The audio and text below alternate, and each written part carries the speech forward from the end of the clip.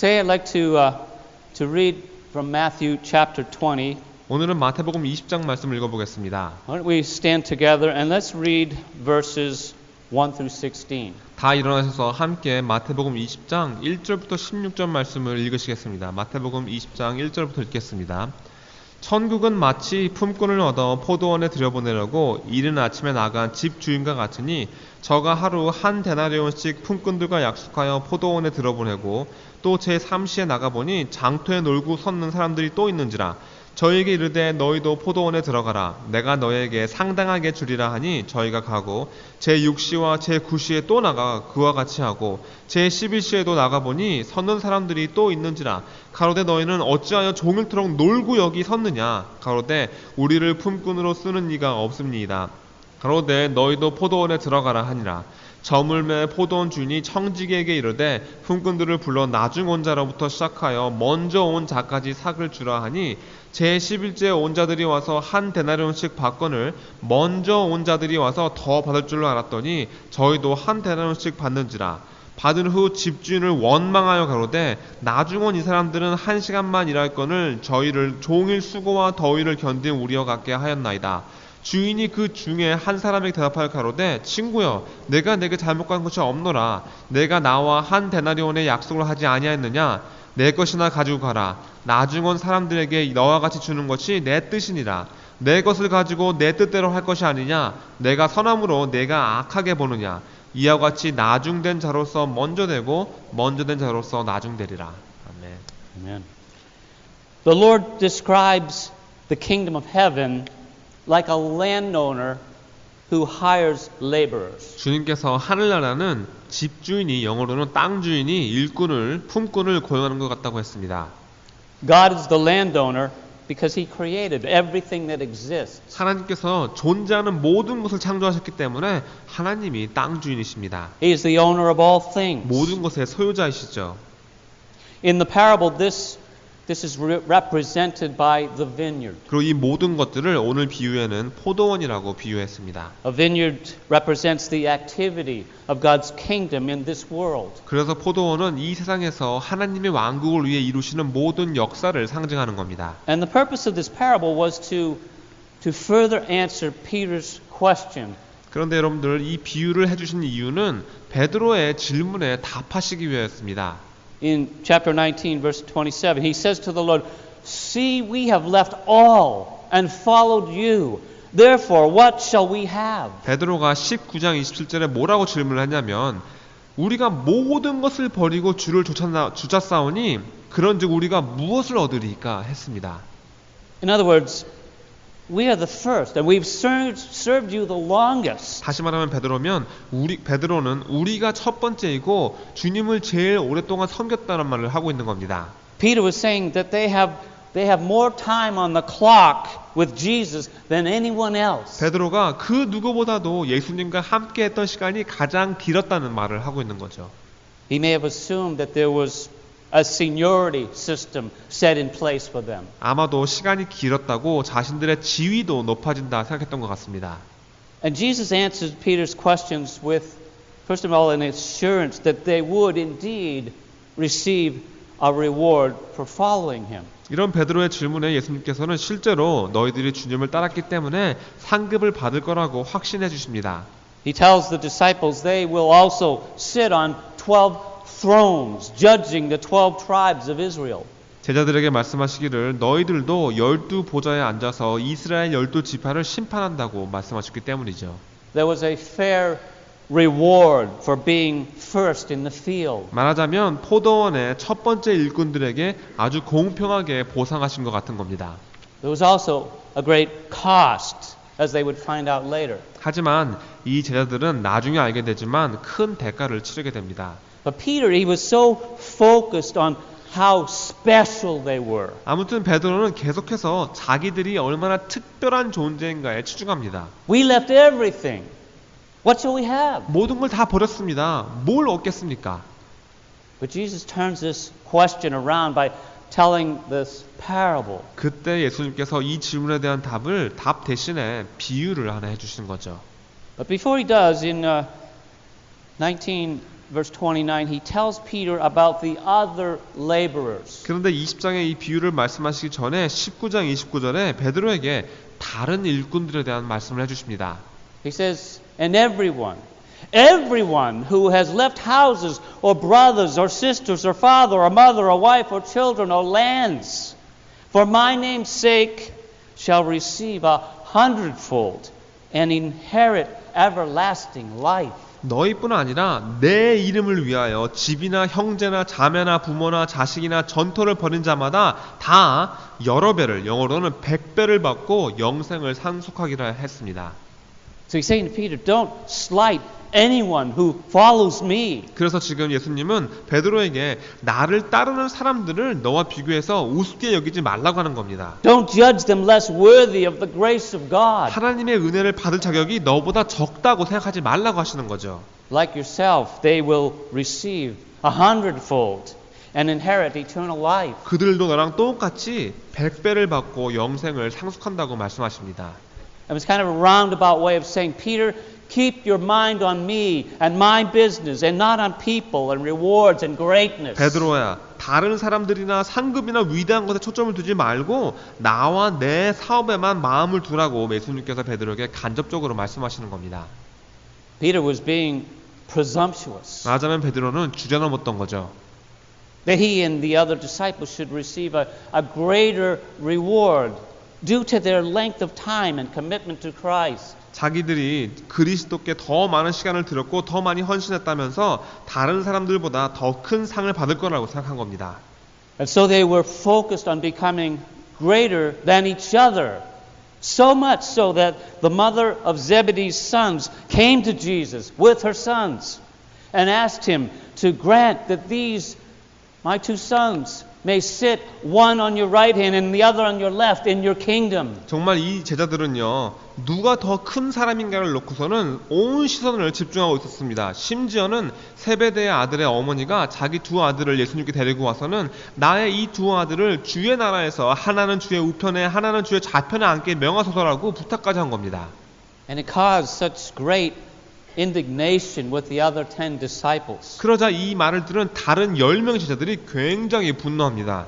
But Jesus made it very clear that God judges quite differently than the world does. 하지만 예수님께서는 이런 제자들에게 세상이 심판하는 방법과 하나님의 심판 방법은 아주 다르다고 분명하게 말씀하십니다. God turns the world's philosophy totally upside down. 하나님은요, 세상의 철학을 위에서부터 아래까지 완전히 뒤집어 놓으십니다. And in verses 25 through 27, Jesus called them to himself. And he said, you know that the rulers of the Gentiles lord it over them, and those who are great exercise authority over them. Yet it shall not be so among you. But whoever desires to be great among you, let him be your servant. And whoever desires to be first among you, let him be your slave. 그래서 25절부터 27절에 예수님이 이렇게 말씀하시죠. 제자들을 불러다가 가라사대 이방인의 집권자들이 너희를 임의로 주관하고 그 대인들이 큰 자들이 너희에게 권세를 부리는 줄 너희가 알거니와 너희 중에는 그렇지 아니하니 너희 중에 누구든지 크고자 하는 자는 너희를 섬기는 자가 되고 너희 중에서 누구든지 처음 된 자가 되고자 하는 종이 되라고 하셨습니다. To be great in the kingdom of God, we become servants. 이렇게 하나님 왕국에서 크려면 섬기는 자가 되어야 됩니다. It's more blessed to give than to receive. 그래서 또 받는 것보다 베푸는 것이 더 큰 축복이라고 하셨죠. To be humble than to be proud. 교만보다 겸손히, To take the lowest place than the highest. 상석이 아니라 낮은 자리에 앉는 것이, To become like little children in childlike faith and trust our Father in heaven. 그리고 어린애 같은 믿음이 아니라 어린 아이와 같은 마음을 갖고 하늘나라 아버지를 신뢰하는 것이 더 큰 축복인 겁니다. Not seeking power or prestige or pleasure. And instead being forgiving and being merciful. 우리는요, 권세나 특권이나 쾌락을 쫓아서는 안 됩니다. 오히려 우리는 용서와 자비를 원하는 그런 사람이 되어야 되는 겁니다.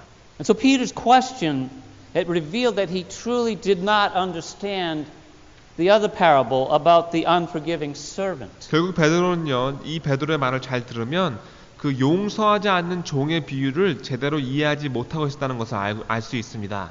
He didn't take it to heart. And 마음으로 받아들이지 못했던 겁니다. so this parable of the laborers, it would allow him another chance, another opportunity to understand. 그래서 예수님께서 베드로가 이 품꾼 또는 일꾼의 비유를 통해서 그것을 잘 이해하기를 한 번 더 기회를 주신 겁니다. And just before he shares this parable, he says in the last verse of chapter 19, he says, "But many who are first will be last, and the last first." 자, 20장에 나오는 이 비유를 말씀하시기 바로 직전 19장 30절에 보시면 먼저 된 자로서 나중되고 나중된 자로서 먼저 된다고 했습니다. And he repeats the saying at the end of the parable in verse 16, but he reverses the clause by saying, "So the last will be first and the first last." 그런데 오늘 비유 마지막에 나오는 20장 16절에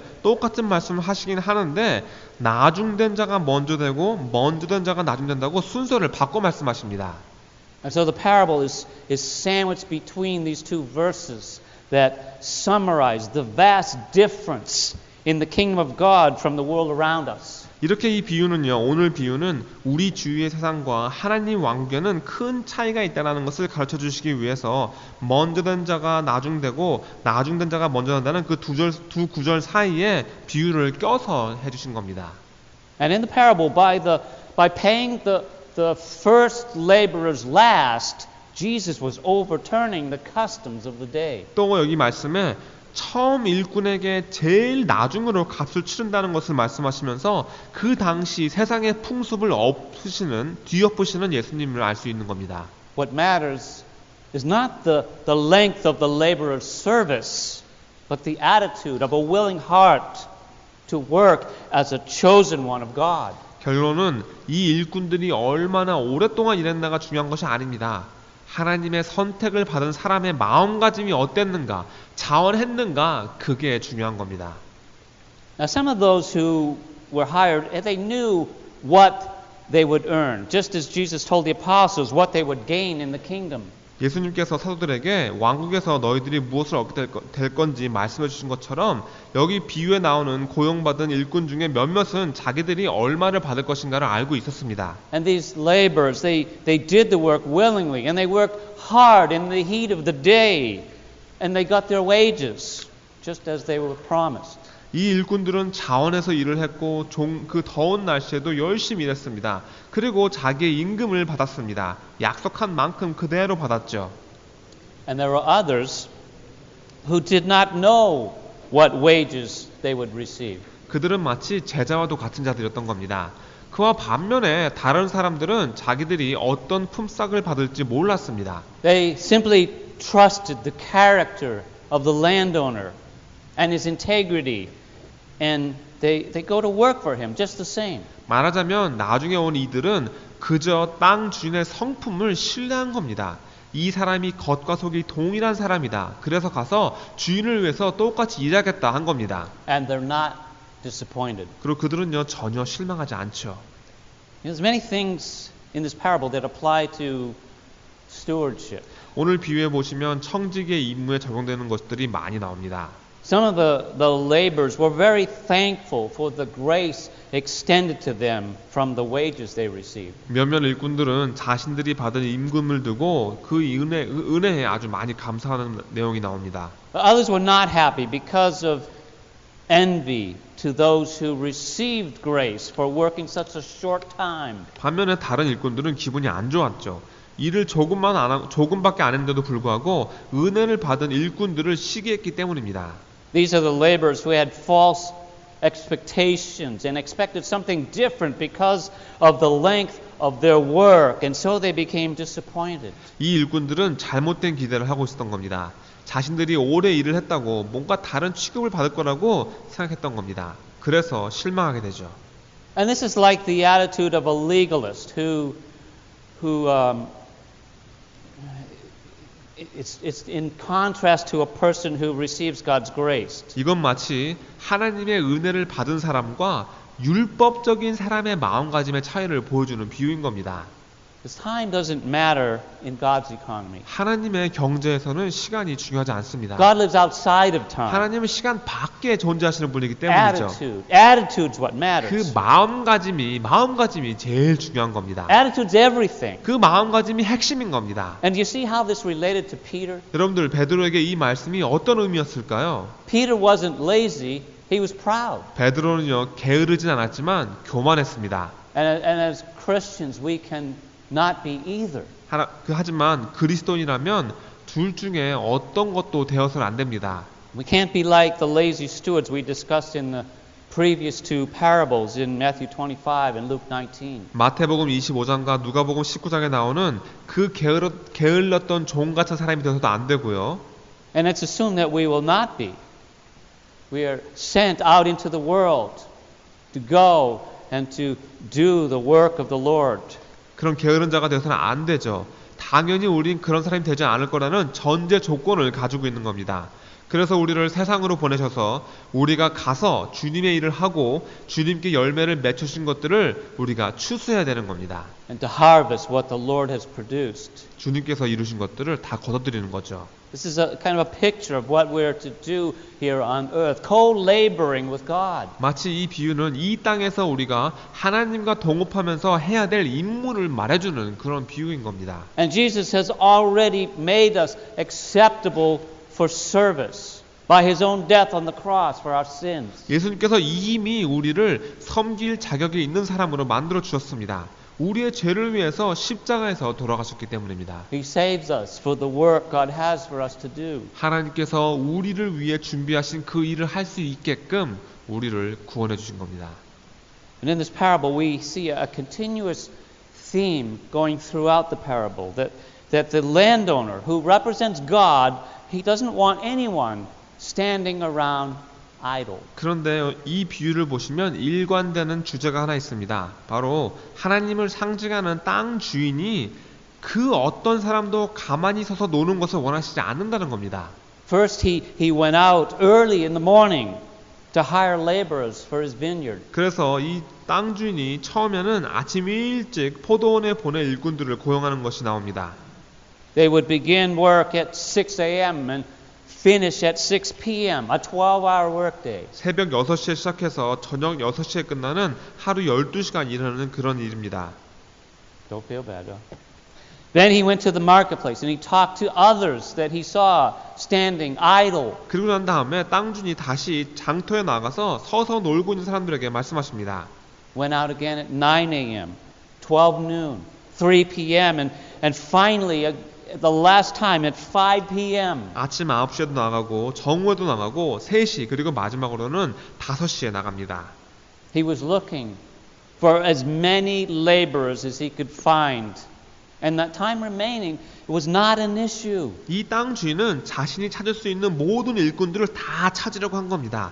시간이 얼마 남았는가는 중요하지 않았던 거죠. The work was. 그 일이 중요한 겁니다. The harvest was plentiful and the workers few. 추수할 것은 많은데 일꾼이 없단 말씀하셨죠. And he was willing to pay them good wages, no matter how long they worked. 그래서 얼마나 일을 했던 간에 아주 좋은 보상을 해주시는 겁니다. Now, if the kingdom of heaven is like this parable, what does this say about the concept of work? 자, 그렇다면 하늘나라 왕국이 이 비유와 같다면 이 일이라는 개념에 대해서 뭐라고 말을 해주고 있는 겁니까? What does it say about the concept of time? 또 시간이라는 개념에 대해서는 무슨 말을 해줍니까? You know, if the last two parables we talked about condemned laziness, what does that say about our attitude when it comes to work and about our use of time? 지난 그 두 비유를 보시면서 게으른 자들이 정죄를 받았다는 말씀을 드렸는데 오늘 이 비유를 보시면서 우리가 일이라는 것과 우리의 시간을 사용할 때 우리의 마음가짐이 어때야 한다는 말을 해주고 있습니까? There's a bumper sticker you may have seen. It says, I owe, and off to work I go. 자동차 범퍼에 붙어있는 스티커 중에 이런 말이 있습니다. 빚지고 또 빚을 져서 어쩔 수 없이 일하러 갑니다. Well, that may or may not be true, but that shouldn't be the motivation for us to go to work. 이 말이 사실일 수도 있고 아닐 수도 있지만 우리에게는 이게 일을 하는 동기가 되어서는 안 되는 겁니다.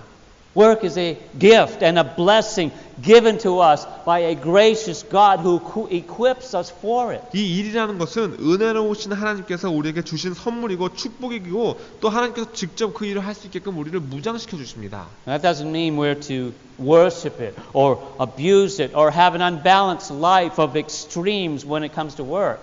그렇다고 해서 우리가 이 일을 숭배한다든지 남용하고 균형을 잘 못 잡고 한쪽으로 치우친 삶을 살아서는 안 되는 말입니다. But I think it does mean that we are to have a positive attitude when it comes to work. 하지만 이 말은 우리가 이 일이라는 것을 놓고 긍정적인 마음가짐을 가져야 한다는 말입니다. Doesn't mean we're to overwork, but it doesn't mean the opposite either. 여러분들이 너무 심하게 일을 했어도 안 되지만 또 그 반대도 안 됩니다. We are laborers in God's vineyard. 아무튼 우리는 하나님 포도원에서 일하는 일꾼들입니다. And we're to hold God's work in the highest esteem. 그리고 우리는 이 하나님의 일을 가장 값어치 있는 일로 여겨야 됩니다. And we especially want to do our share of the work that the Lord has given us, whether we are there all day long or just for an hour, whether our life on earth is cut short or whether we're here till we're 120 years old. 그리고 우리는 주님께서 우리에게 하라고 주신 그 일의 양을 다 끝내야만 합니다.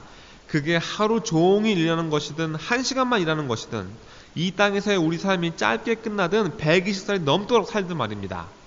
We do what we can with what we got, and we do it for Him, and we do it with an attitude of gratitude. 주님이 주신 것들을 가지고 우리가 할 수 있는 모든 것을 다 해야 되는 겁니다. 주님을 위해서 하고 감사하는 마음으로 해야 합니다. We give Him our best, and all the work we do, even at our secular job, is sacred service if it is done with an attitude of doing it for the Lord and not just for men. 우리가 가지고 있는 최선의 것들을 다 해드릴 때 이 땅에서 세상에서 하는 일조차 우리가 하는 일들이 하나님 사람들이 아니라 주님을 위해서 한다는 마음가짐만 가지고 있다면 그것이 경건한 섬김이 되는 겁니다. We do everything for the glory and honor of 우리는 God. 하나님의 영광과 하나님의 존귀를 위해서 이 모든 일들을 다 하는 겁니다.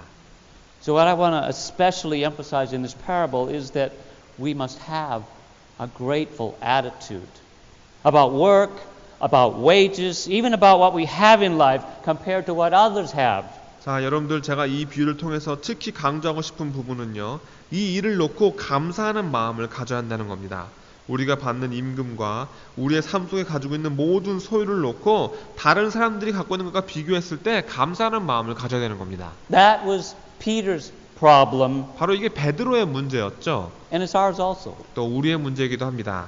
We cannot be envious because someone else has it easier than we do or has more than we do. 바로 우리가 다른 사람들이 우리보다 쉽게 얻었다든지 다른 사람들이 우리보다 더 많이 갖고 있다든지 그것을 시기해서는 안 된단 말인 겁니다. God carefully measures out the amount of work and hardship and goods and blessing and everything that comes into our lives. 우리에게 하라고 주시는 그 일의 양과 또 얼마만큼 어려운 일들을 주시는가 또 우리 삶 속에 생기는 모든 일들과 모든 축복과 모든 어려운 일들은 다 하나님께서 정확하게 딱 알맞게 재서 주신 것들입니다. And we need to have the right kind of attitude when it comes to our relationship with God. 하나님과의 교제를 놓고 우리가 올바른 마음가짐을 가지고 있어야만 합니다. We have no right to question Him or accuse Him or to be upset because He's a God of grace. 하나님을 의심한다든지 하나님의 탓을 한다든지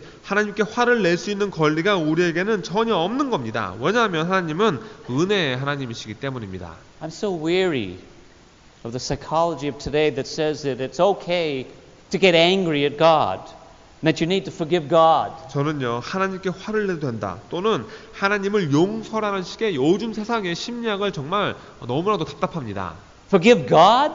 하나님을 용서하라니요. God can't do anything wrong. 하나님은 옳지 않은 일을 하실 수가 없습니다. If you accuse Him of wrongdoing, then you're just like those in this parable. 하나님이 뭔가 옳지 않은 일을 했다고 탓하신다면 여러분들은 이 비유에 나오는 이 첫 번째 종들인 겁니다. When they accused the landowner of doing wrong. 주인이 잘못했다고 주인을 탓하지 않습니까? His response in verses 13 through 15 was, Friend, I'm doing no wrong.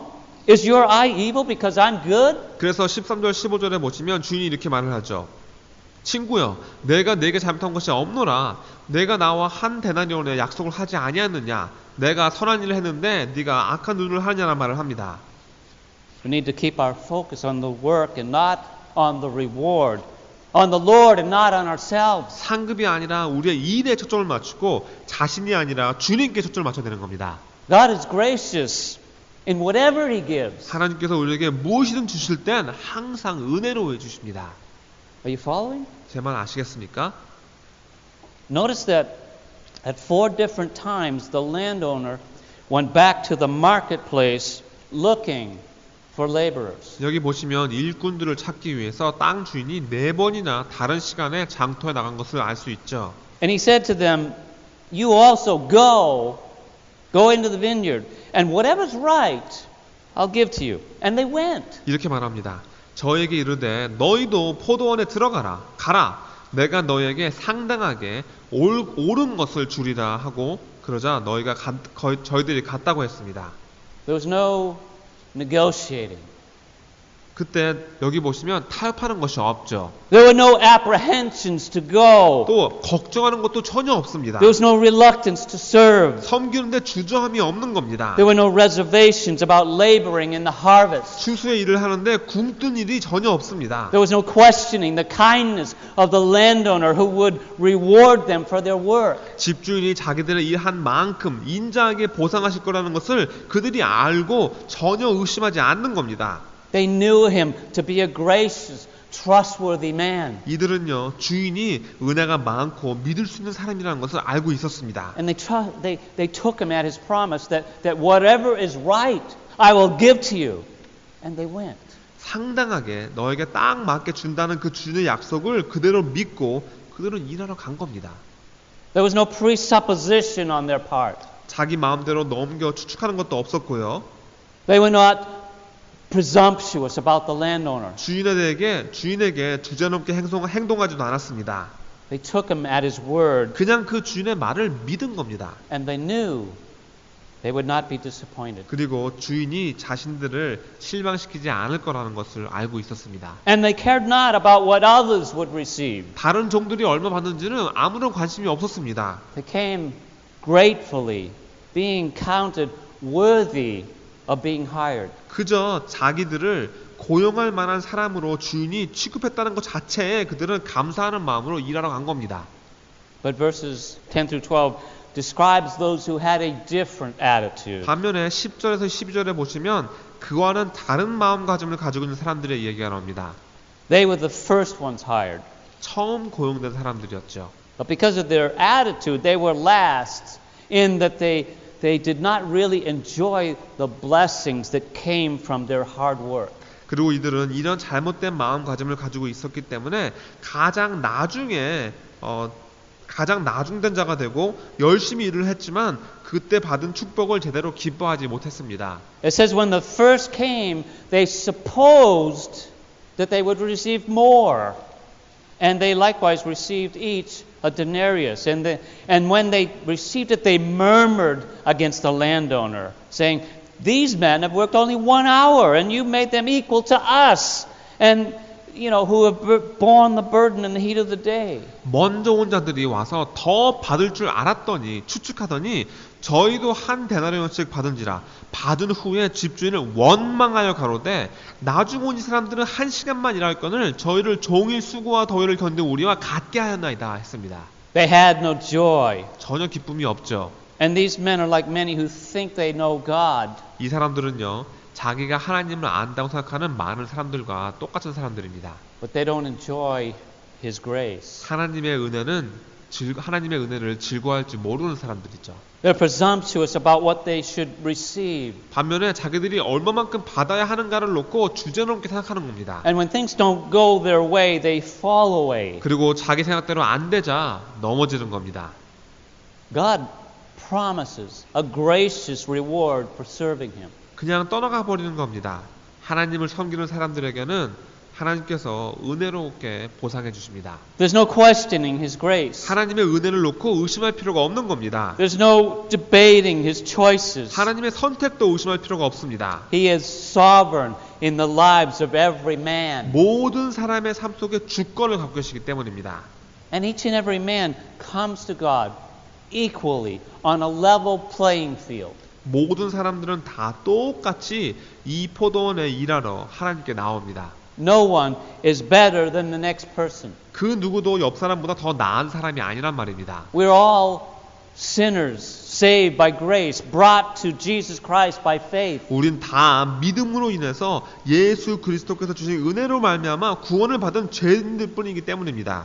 Our works do not merit any special favor or attention when it comes to our salvation. 우리가 일을 많이 한다고 더 큰 은혜를 받고 구원받을 때 주님께서 더 많이 신경 써주시는 게 아닌 겁니다. We're saved solely by an act of God through the finished work of Jesus Christ on the cross by His substitutionary death for us. While we were still sinners. 오로지 하나님의 역사하심으로만 구원을 받는 거죠. 우리가 아직 죄인 되었을 때 우리를 위해서 십자가에서 대신 죽으신 그 예수 그리스도의 전부 다 이루어주신 역사로 인해서 우리가 구원을 받는 겁니다. The thief on the cross that surrendered to Christ at the last hour of his life entered into heaven the same way the apostles did, and sooner. 여러분들, 예수님 옆 십자가에 있었던 강도 역시 자기 생애의 마지막에 자기의 삶을 그리스도께 드렸을 때 사도들이나 마찬가지로 천국에 똑같이 들어간 겁니다. 그리고 오히려 먼저 들어가죠. The last first. 가장 나중이 먼저가 된 겁니다.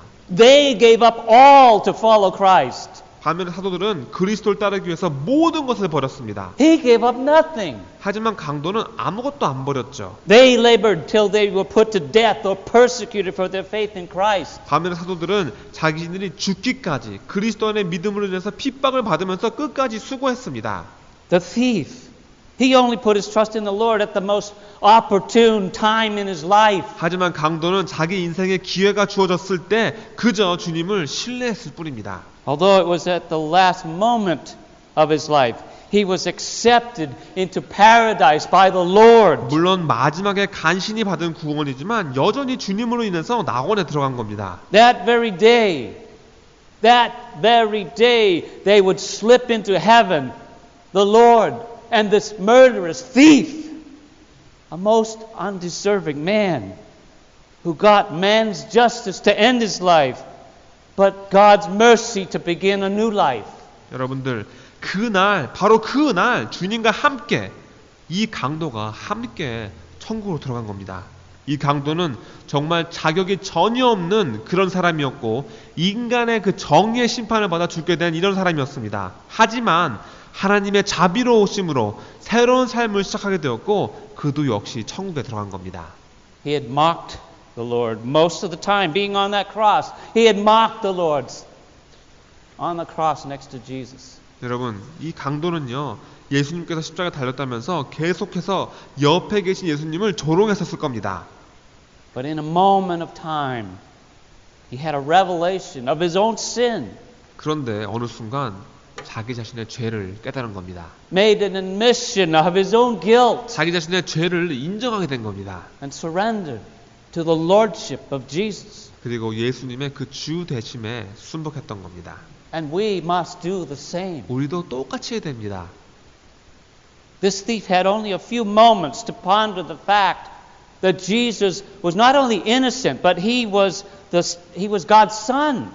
He had a kingdom he was going to. 예수님이 결백하실 뿐 아니라 하나님의 아들이시고 자기가 그 아들의 왕국에 들어가게 된다는 것을 생각할 만한 시간이 이 강도에게는 몇 순간에 불과했습니다. He asked for no favors, no special place, no considerations, just to be remembered in mercy. 그때 그는 더 큰 은혜를 구하거나 특별한 지위를 원하거나 관심을 구한 것이 아니라 그저 자비로 자신을 기억해달라고 부탁했습니다. Realizing how worthless he was. 자신이 얼마나 자격이 없는 존재인가 그는 깨달았던 거죠. So he sought that the Lord would accept him just as he was an unworthy sinner. 그래서 그는 주님께서 자기 모습 그대로 아무 자격이 없는 죄인인 그를 받아주시기를 간구했던 겁니다. He only wanted whatever mercy he could obtain from his wasted, sinful life.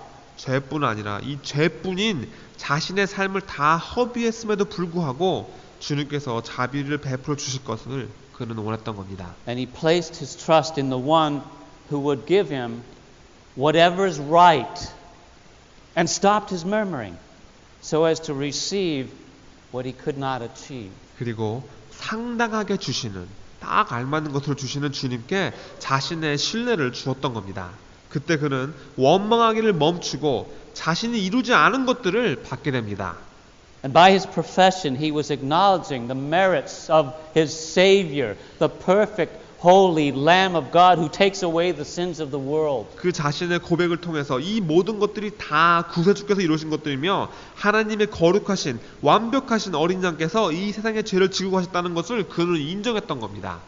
This thief was like an 11th hour laborer 바로 이 도둑이 11시에 고용받은 일꾼인 겁니다. who will enjoy the blessings of heaven alongside of those who have labored all their lives for Christ. 그리고 그는 평생 그리스도를 위해서 일한 다른 사람들과 함께 천국의 축복을 기뻐할 수 있습니다. Such is the grace of God. 이게 바로 하나님의 은혜인 겁니다.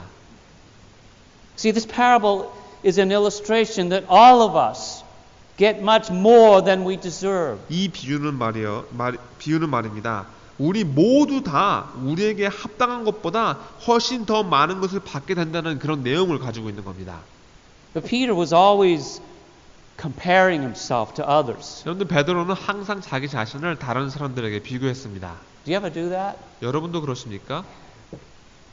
Even at his commissioning in John 21, when the risen Lord Jesus spoke his last words to Peter in verse 19. 심지어는요, 요한복음 21장에서 주님께서 베드로에게 마지막으로 명령하실 때 부활하신 예수님께서 19절에 베드로에게 마지막으로 말씀하실 때조차도 베드로는 그렇게 합니다. Jesus, he gave him a glimpse into his future and the death that he would die to glorify God.